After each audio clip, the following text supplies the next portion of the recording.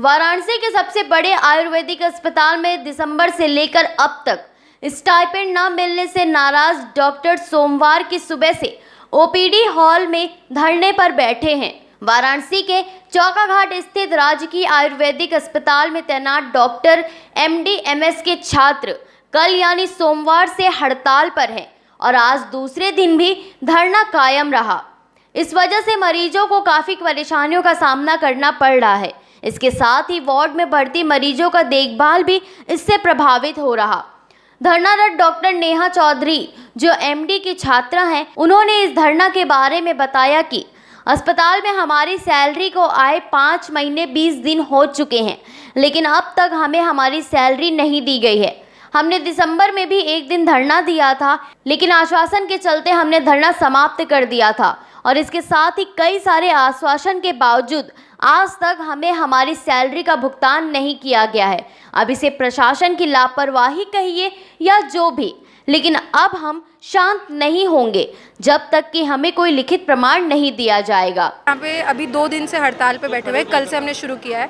हमारी तनख्वाह को आए हुए 5 महीने 20 दिन हो चुके हैं। हम लोग बहुत दिनों से शासन को, प्रशासन को, अपने यहाँ प्रिंसिपल मैम को हम लोग लिखित में काफ़ी दिनों से ज्ञापन दे रहे थे। हम लोगों को हर बार आश्वासन दिया जा रहा था।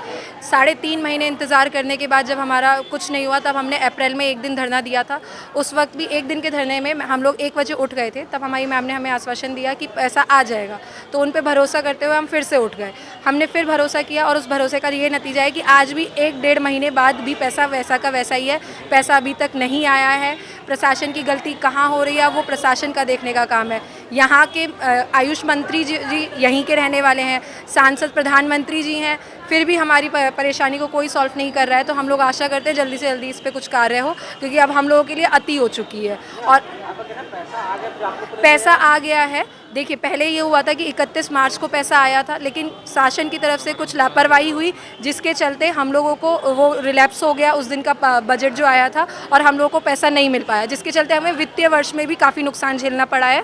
अब ये दिक्कत है कि अब उसके बाद जो कार्रवाई हुई उसमें हमारे यहाँ की प्रिंसिपल मैम तो सस्पेंड हो गई, लेकिन उसके बाद DDO पावर किसी को नहीं मिली। अब DDO पावर ना मिलने की वजह से पैसा होते हुए भी हमें पैसा नहीं मिल पा रहा है पिछले 1.5 महीने से।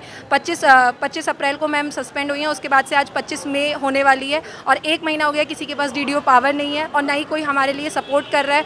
अब उल्टा ये हो रहा है कि आज हमको धमकी भी दी जा रही है हटाने के लिए यहाँ से, जबकि हम लोग बहुत ही शांतिपूर्वक तरीके से यहाँ पे बैठे हुए हैं।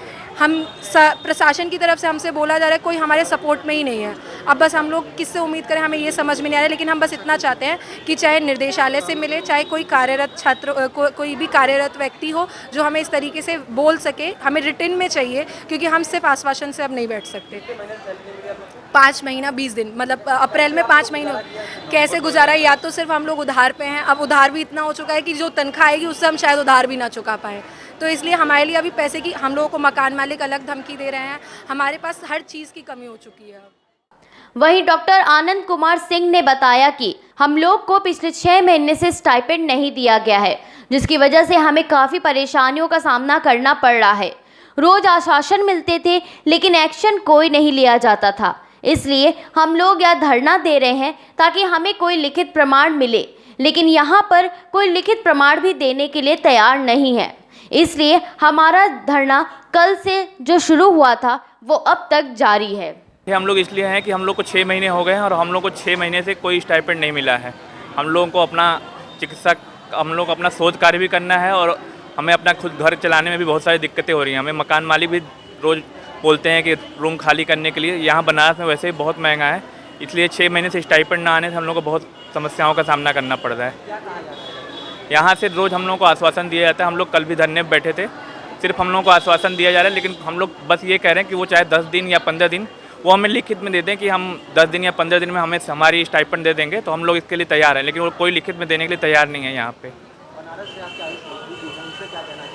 हमें हमारे आयुष मंत्री भी हैं बनारस से, हमारे प्रधानमंत्री भी बनारस से हैं, तो उनसे हमें बड़ी उम्मीदें हैं कि जल्द ही हमारे समस्या का समाधान होगा और 2-3 दिन में हमें हमारी स्टाइपेंड मिल जाएगी, हमें ऐसा लगता है।